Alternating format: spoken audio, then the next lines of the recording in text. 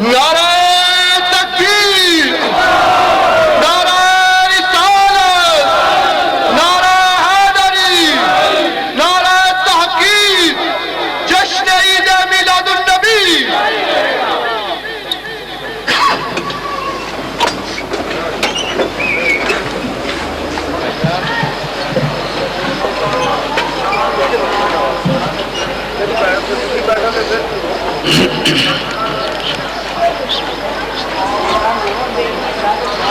الحمد لله رب العالمين، الصلاة والسلام على أشرف المرسلين سيدنا وسندنا ونبينا وحبيبنا محمد وعلى آله وصحبه أجمعين. أما بعد، فأعوذ بالله من الشيطان الرجيم. بسم الله الرحمن الرحيم. إن الله وملائكته يصلون على النبي يا أيها الذين آمنوا صلوا عليه وسلموا تسليما. اللهم صل وسلم وبارك على سيدنا محمد الفاتح لما أغلق والخاتم لما سبق ناصر الحق بالحق والهادي إلى صراط المستقيم. اللهم صل وسلم وبارك على سيدنا ونبينا ومولانا محمد الذي ما وجد قط مثله في الوجود. اللهم صل وسلم وبارك على سيدنا ما وجد قط مثله مولود وعلى آله وأصحابه وبارك وسلم. اللهم يا رب سيدنا محمد صل على سيدنا محمد وعلى آل سيدنا محمد اجز محمد صلى الله عليه وسلم الله وآله. اللہ سبحانہ وتعالی سید الاولین والآخرین صلی اللہ علیہ وسلم کی برکتیں مجھے اور آپ کو عطا فرمائے. حضور النور محمد رسول اللہ صلی اللہ علیہ وسلم کی طفیل میری اور آپ کی مغفرت فرمائے. ہمارے دلوں اور سینوں کی اصلاح فرمائے. تمام اہل اسلام کی اصلاح فرمائے. ہماری اولادوں کی اصلاح فرمائے. ہماری اس مملکت اسلامیہ کی اصلاح فرمائے. پورے روئے زمین کے اہل اسلام کو اللہ تعالیٰ متحد اور متحد فرمائے اور اپنے حبیب مطلق محمد رسول اللہ صلی اللہ علیہ وسلم کی سچی اور خالص محبت سے نوازے. اللہم یا رب سیدنا محمد. جناب حضرت علامہ حافظ محمد صالحین صاحب نے محبت بھرے الفاظ سے میری تعریف کی. اللہ تعالیٰ جزائے خیر عطا کرے ان کو. میں اس قابل نہیں ہوں اور میں واعظ بھی نہیں، مقرر بھی نہیں، عالم بھی نہیں، علامہ بھی نہیں. اللہ تعالیٰ کا مسکین بندہ ہوں اور اللہ پاک مجھے اپنا خالص مخلص بندہ بنائے. اس کا بندہ ہو کر مرنا چاہتا ہوں. یہ تو ظاہر ہے میں ضرور کہوں گا، سناؤں گا. اللہ ریا اور سمہ سے بچائے، نفس اور شیطان کے شر فساد سے بچائے. نفس برادران اسلام، نفس شیطان کی تابع ہے.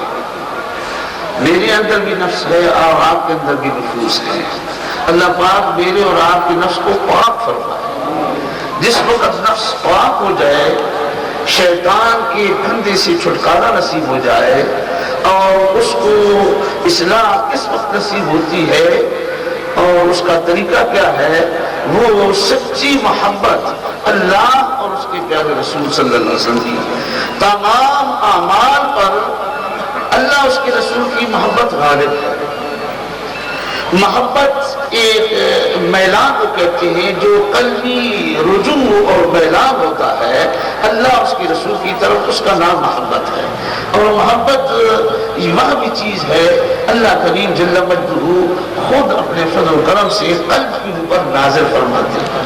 اعمال کا تعلق جسم کے ساتھ ہے لیکن محبت کا تعلق اور معرفت الہیہ کا تعلق قلب کے ساتھ ہے. لہذا جس وقت نفس کی اصلاح ہو جائے، اسے نور نصیب ہو جائے، تو نفس روح کے تابع ہو جاتا ہے. شیطان کتابیں نہیں لیتا۔ یہ میں چند الفاظ سناؤں گا اللہ کی توفیق سے۔ اللہ پاک نے جس طرح چاہا میری زبان سے الفاظ نکلیں گے، اور میں نہیں چاہتا کہ اپنی مرضی سے بات کروں۔ اللہ پاک اپنے فضل و کرم سے مجھے توفیق عطا فرمائے کہ جو کچھ اس محفل مبارک میں میری زبان سے نکلے وہ اس کی رضا اس روزی کے مطابق ہو۔ جس طرح نے مبارکباد آپ کو دی، بلا شبہ میں بھی مبارک دیتا ہوں۔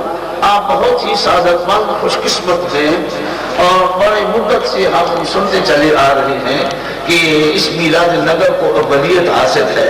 سید المرسلین رحمت اللہ عالمین صلی اللہ علیہ وسلم کی محبت میں آپ نعت یا کلام پڑھتے ہیں، جلوس نکالتے ہیں، یہاں محفل منعقد کرتے ہیں، اور ساتھ ہی یہ بھی مبارک دے دوں کہ آپ کو ایک مناسبت مبارکہ حاصل ہو چکی ہے۔ آپ جتنے حاضر موجود ہیں جو سن رہے ہیں، سنا رہے ہیں، اب وہ مناسب مبارکہ، مناسب سعیدہ منورہ وہ کون سی ہے کہ اس وقت اللہ کے فضل و کرم سے مدینہ منورہ طیبہ طاہرہ میں بڑے عظیم الشان جلسہ ہو رہا ہے، اور آج 12 ربیع الاول ہے۔ مدینہ منورہ میں 12 ربیع الاول شریف مدینہ پاک کے مشائخ مصر اور مراکش، الجزائر، موریتانیہ اور بغداد شریف، شام، لبنان کے اکثر و بیشتر، سب کی میں بات نہیں کرتا، اکثر و بیشتر مشائخ جن میں میرے خود استاد اور مرشد شامل ہیں، کہ وہ ربیع الاول نہیں لکھتے بولتے بلکہ ربیع الانور فرماتے تھے۔ مجھ مسکین کے پاس سند موجود ہے جو مدینہ منورہ کی ہے، اس پر ربیع الانور لکھا ہوا ہے۔ میرے شیخ کریم نے ربیع الانور لکھا تھا، اور یہ بھی ساتھ بتا دوں کہ یہ میرے مالک و مولا سید المرسلین رحمت اللہ عالمین صلی اللہ علیہ وسلم کی خصوصیت کبریٰ اور آپ کی عظمت ہے کہ ہر مقام پر کھلم کھلا یہ چھپے ہوئے آپ کے محب، آپ کے مستانے اور آپ کی محبت کے متوالے موجود ہیں۔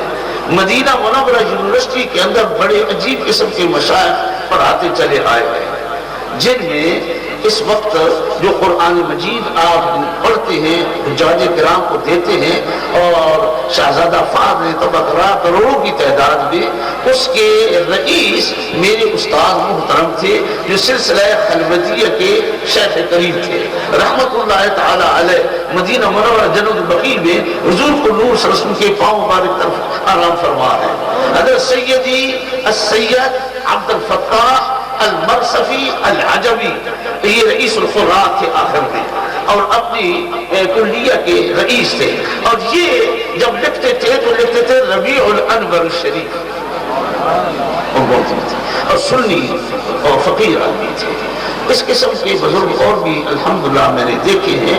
آج رات آخری رات ہے ربیع الانور شریف کی، یعنی 12ویں رات ہے مدینہ منورہ میں، اور پوری دنیا کے مشائخ اکثر و بیشتر وہاں موجود ہیں، آ چکے ہیں۔ وہاں درود پاک پڑھا جاتا ہے کثرت سے، جس پہ دلائل اور خیرات سارا پڑھا جاتا ہے۔ یہ درود شریف کا ایک مجموعہ ہے، اور بہت عظیم مجموعہ ہے۔ دلائل اور خیرات پورے روئے زمین پر اس کا دل کیا جاتا ہے۔ یہاں بھی تباہ ہو چکا ہے، کروڑوں کی لاکھوں کی تعداد میں، ہندوستان میں بھی تباہ ہوا ہے، ترکیہ میں بھی، اور باقی ممالک عرب میں بھی۔ اور دلائل و خیرات وہاں ہر جمعے کی رات اور ہر پیر کی رات ہمیشہ 12 مہینہ پڑھا جاتا ہے، اور آج کی رات بھی دلائل و خیرات بھی پڑھا جائے گا، اور قصائد بھی پڑھے جاتے ہیں، اور قصائد کے ساتھ دروش بھی پڑھا جاتا ہے۔ پھر کھڑے ہو کر مشائخ ذکر بھی کرتے ہیں اور رقص بھی کرتے ہیں، بھنگڑا بھی مچاتے ہیں۔ اور اس میں ایک نیا طریقہ شروع ہوا کچھ سالوں سے، ایک سلسلہ شاذلیہ اور رفیہ اور رفاعیہ خلویتیہ والے کیا کرتے ہیں کہ قصیدہ پڑھتے اور ساتھ دف بچاتے ہیں، اس یاد کو تازہ کرتے ہیں جو سید المرسلین رحمت اللہ عالمین صلی اللہ علیہ وسلم نے جب نزول اجلال فرمایا تھا مدینہ منورہ میں، تو بچیوں نے اور بچوں نے مدینہ منورہ کے اندر آپ کی محبت میں قصیدہ پڑھا تھا، وہ یاد تازہ کرتے ہیں اور باقاعدہ سنتے ہیں۔ قرآن مجید کی تلاوت بھی کی جاتی ہے، اور لنگر بھی تقسیم ہوتا ہے، اور صبح کے وقت مجلس برخاست ہوتی ہے اذان سے تھوڑا پہلے۔ تو آج ہم بھی وہ الحمدللہ بیٹھے ہیں. اللہ کریم اپنے فضل و کرم سے مدینہ منورہ اور مکہ شریف والوں کے توفیل ہماری اس مجلس کو بھی قبول فرما لے اور ہمارے گناہ کو معاف کر دے اور ہمارے دلوں کی اصلاح فرمائے. دل اصل چیز ہے برادران سے. میں فقیر آدمی ہوں, کچھ بات اگر اللہ نے چاہا اس کو منظور ہوا تو آپ کے کہنے کی کچھ بات میرے منہ سے نکل جائے گی. اگر آپ نے اس کو اختیار کر لیا اور مجھے بھی اللہ نے توفیق عطا فرمائی تو انشاءاللہ دنیا اور آخرت کی کامیابی اس میں ہوگی. اعوذ باللہ من الشیطان الرجیم. بسم اللہ الرحمن الرحیم. لقد جاءکم رسول من انفسکم لقد جاءکم رسول من انفسکم لقد جاءکم رسول من انفسکم لقد جاءکم رسول من انفسکم لقد جاءکم رسول من انفسکم. قرآن مجید کی اس آیہ مبارکہ کی بے شمار قرآن. اب میرے پاس وقت تھوڑا ہے, میں ذرا اجازت دوں گا ورنہ آپ کو تلاوت کر کے ساری قرآن کی توجیحات بھی بتا دیتا, سنا بھی دیتا. میں چند دن یہ قرآن کبھی طالب علم مدینہ شریف میں رہ چکا ہوں, تو اس لیے لقد جاء اس میں بڑی فصاحت اور بلاغت ہے. اس آیہ مبارکہ کی ایک ورد اور وہ قومی اور پوری دنیا کے مشائخ کرام اس آیہ مبارکہ کا ورد کرتے ہیں. صوفیاء کرام جتنے بھی ہیں سب اس آیہ مبارکہ کا ورد کرتے ہیں. صحابہ کرام رضوان اللہ اجمعین بھی اس کا ورد کرتے تھے. یہ آیہ مبارکہ اس کا ورد صبح و شام جو شخص کرے اس کی دین, ایمان, جان, مال کی حفاظت ہوگی. جو ہر نماز کے ساتھ پڑھتا ہے اور ساتھ کثرت سے درود پڑھتا ہے اس کے دل میں قدرتی طور پر حضور و نور کی محبت پیدا ہوتی ہے. اور بے شمار مشائخ اور صوفیاء گزرے ہیں اور آج بھی ہے اللہ کے فضل و کرم سے کہ اس آیہ مبارکہ کی تلاوت اکثر کرتے ہیں, ساتھ درود پڑھتے ہیں. یہ آیہ مبارکہ اس کا ورد حضور کے دیدار کا سبب بنا ہے. بحالت خواب انہوں نے دیدار کیا ہے اور بحالت بیداری بھی دیدار سے بشارت ہوئی ہے. اور بحالت بیداری پہلے بھی گزر چکے ہیں, جمع غفیر آج بھی ہے اور انشاءاللہ آئندہ بھی ہوں گے. قیامت تک یہ سلسلہ جاری اور ساری رہے گا. یہ اللہ کریم جل مجدہ کا اپنا نظام ہے اور اس کو کوئی ٹھکرا نہیں سکتا. میں سناتا رہتا ہوں, جو دوست یہاں بیٹھے ہیں بہت سارے مجھے میری یہ باتیں سنتے رہتے ہیں کیونکہ جنونی قسم کا آدمی ہوں اور اپنے میرا یہ ورد ہے کہ اپنے مالک و مولا سید المرسلین صلی اللہ علیہ وسلم کی تعریف کرتے ہوئے میں حضور کے خدام اور آپ کے محب جو عاشق گزرے ہیں ہیں ان کی تعریف اس انداز سے بھی کر دیا کرتا ہوں, سنا دیا کرتا ہوں. مجھے اس سے محبت ہے اور میرے نزدیک سب سے نیچا علامہ وہ ہے جو حضور کا دیدار بیداری بھی کرتا ہے اور وہ غوث اور قطب ہے اور وہ نجیب اور لطیف ہے. سارے درجے کے ولی نہیں دیدار کرتے. حضور علیہ السلام کا دیدار سب سے اعلیٰ, سب سے عرفہ اور سب سے عظیم نعمت ہے, دنیا میں بھی اور آخرت میں بھی.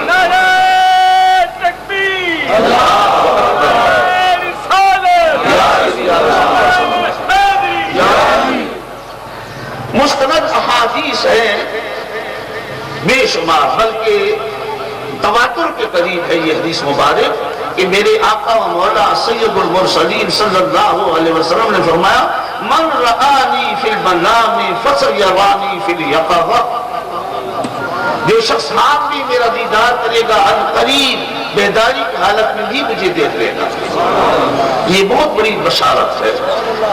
صوفیاء کرام اولین آخرین سب اس بات پر متفق ہیں کہ جو ایک مرتبہ حضور کا دیدار خواب میں کرے گا وہ لازماً ایک بار دیدار, کم از کم ایک بار دیدار بیداری بھی لازمی کرے گا.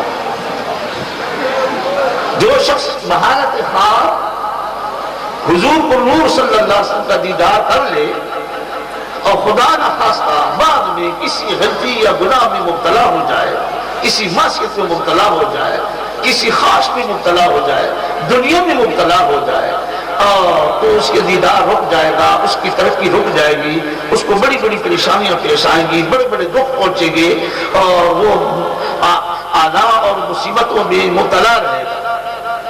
لیکن مرنے سے پہلے، مرنے سے 5 منٹ، چند منٹ، 10 منٹ، کم از کم 5 منٹ، 2 منٹ، 3 منٹ لازماً حضور علیہ السلام کا دیدار اس کو بیداری دے، اور یہ بیداری بھی دیدار اس کو پاک کر دے۔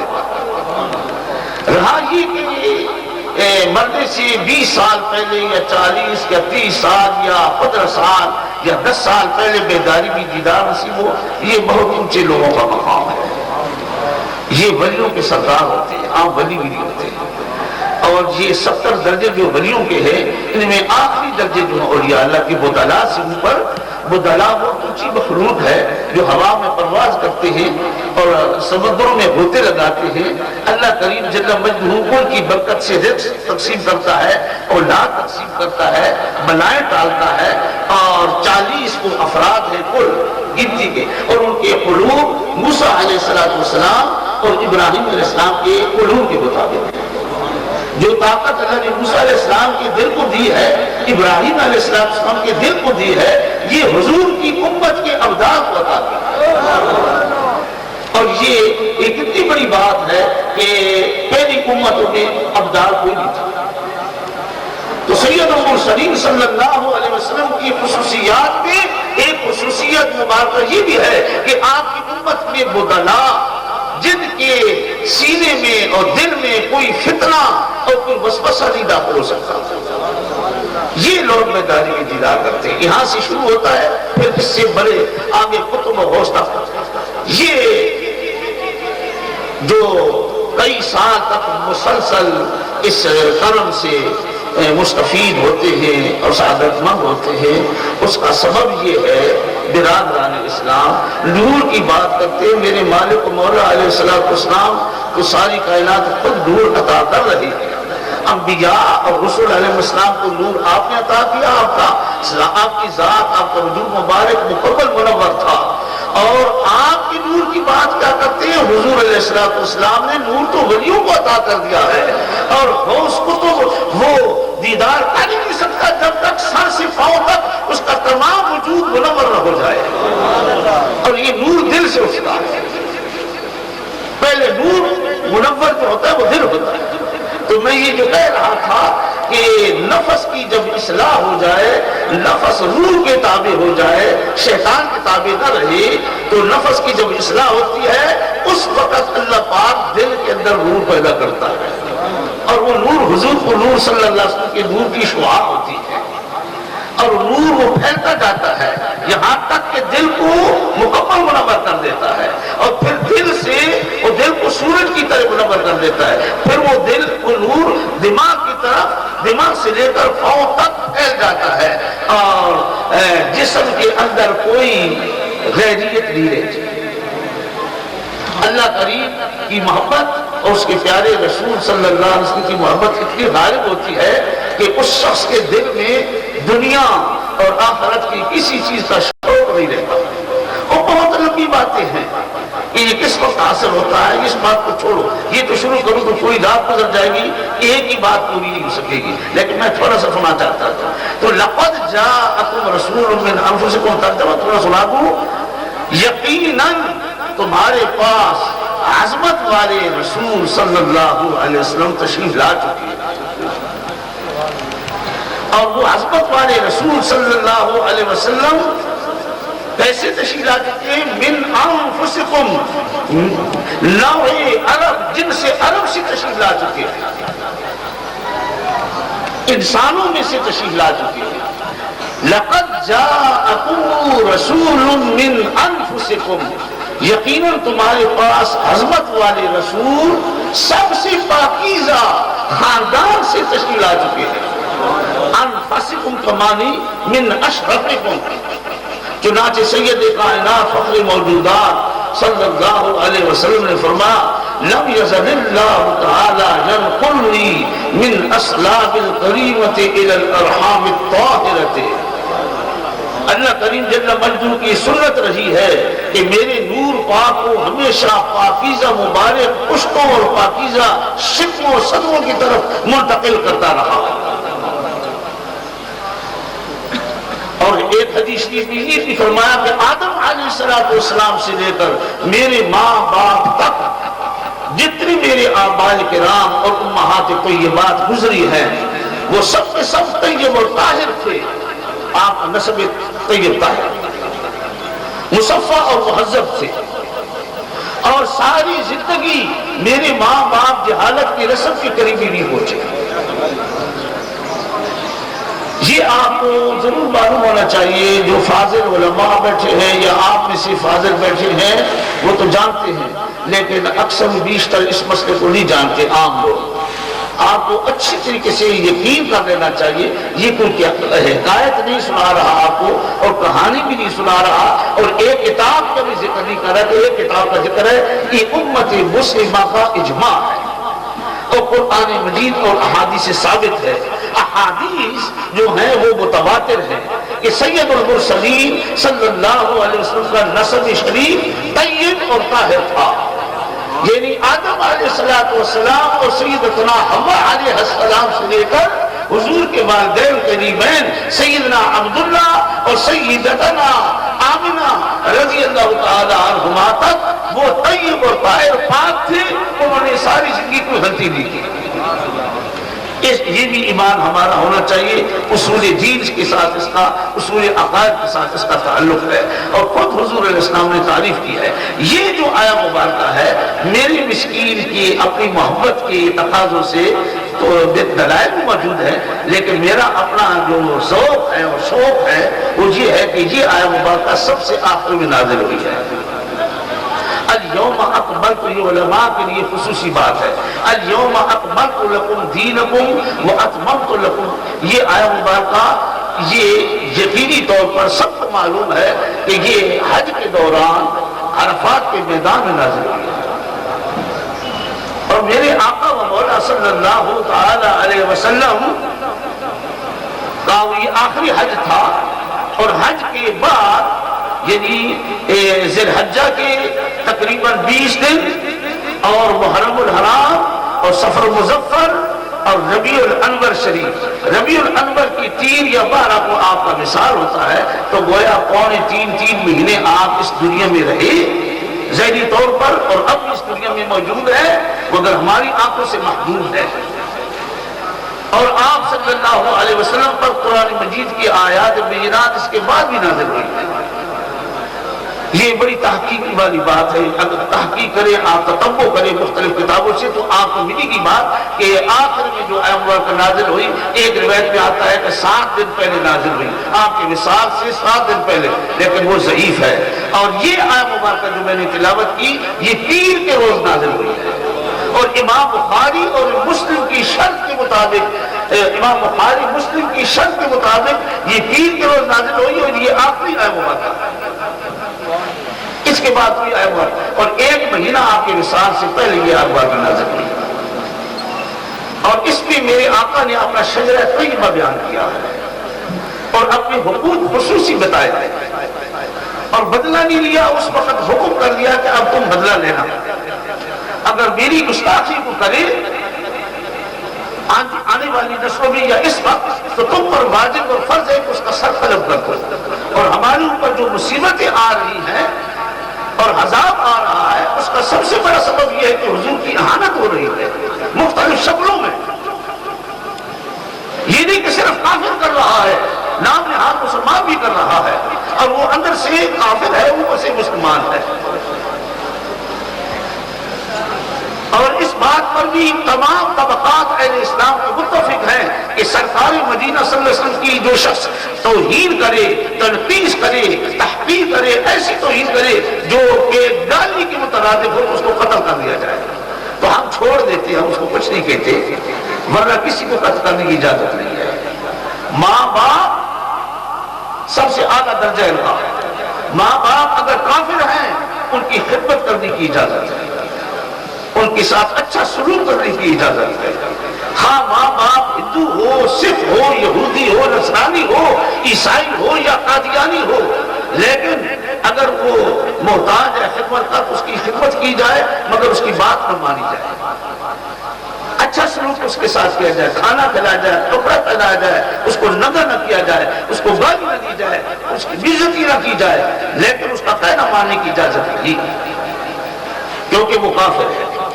لیکن جو حضور صلی اللہ علیہ وسلم کی توہین کرے، ایسی توہین جو گالی کی مترادف ہے، خواہ باپ ہے خواہ ماں ہے، معاف نہ کرے اس کو معاف کرنے کی اجازت نہیں. صحابہ کرام رضوان اللہ علیہ بھی ان کا عمل ثابت ہے، موجود ہے.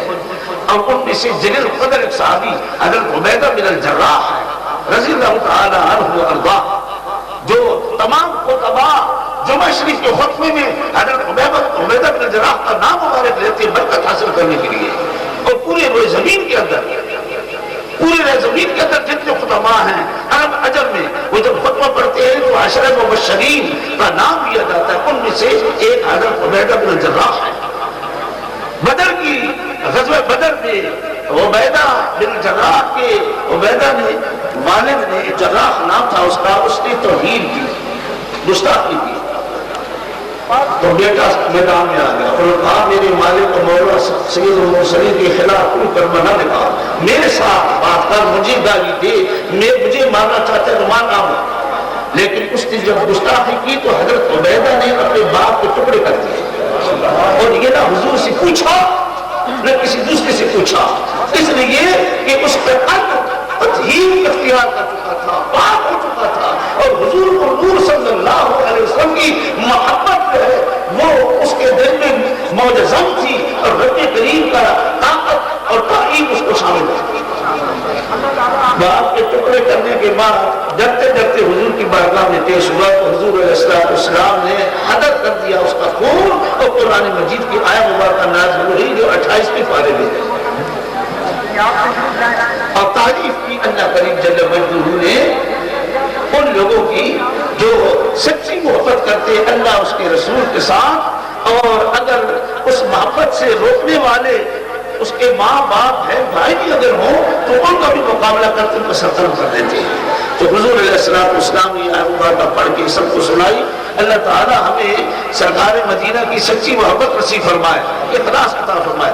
لقد جاءکم رسول من انفسکم، تم میں جو بہترین مخلوق ہے، پاکیزہ مخلوق ہے، ان میں سے تمہارے پاس عظمت والے رسول صلی اللہ علیہ وسلم تشریف لا چکے ہیں. عزیز، عزیز کا معنی غالب بھی ہے، اور یہاں پر یہ ہے کہ عزیز علیہ ما عنتم، تمہارا گناہوں میں مبتلا ہونا، آپس میں جھگڑنا، اللہ اس کے رسول کی نافرمانی کرنی، گستاخیاں کرنا اور گناہ کرنے، یہ حضور علیہ السلام کو ناگوار گزرتا ہے. عزیز کا معنی ناگوار. تمہارا مصیبتوں میں مبتلا ہونا، گناہوں میں مبتلا ہونا حضور علیہ السلام کو تکلیف پہنچاتا ہے. یہ تو ہم کو سیکھنا ہے. آج ہم زبان کی محب نہ رہیں. زبان کا لفظ آگے تو میں بتا دوں کہ زبان سے کلمہ پڑھنے والا مسلم ہے، اور قلب سے کلمہ پڑھنے والا مومن ہے. مومن اور مسلم یہ زمین آسمان کا فرق ہے بلا شک و شبہ. اور میں پورے وصول میں کہتا ہوں میرے آقا و مولا سید المرسلین صلی اللہ علیہ وسلم کی برکتیں مجھے اور آپ کو نصیب ہو. میں یہ ضرور کہوں گا سرکار مدینہ کی برکت سے کہ جس شخص کا قلب لا الہ الا اللہ محمد الرسول اللہ صلی اللہ علیہ وسلم رات دن میں اکثر پڑھتا ہے، وہ شخص نہ قتل کر سکتا ہے نہ زنا کر سکتا ہے. اس کو قلب روکے گا. اور یہ کبیرہ گناہ وہی شخص کرتا ہے جس کے دل کو حضور کا نور حاصل نہیں ہے. جن اصحاب مشاہدہ کا میں نے اشارہ کیا ہے انہوں نے ثابت کیا ہے، انہوں نے کہا ہے ہم نے آنکھوں سے دیکھا ہے. جو بیداری میں دیدار کرنے والے ہیں انہوں نے فرمایا ہم نے آنکھوں سے دیکھا ہے کہ جو شخص گناہ نہیں کر سکتا حضور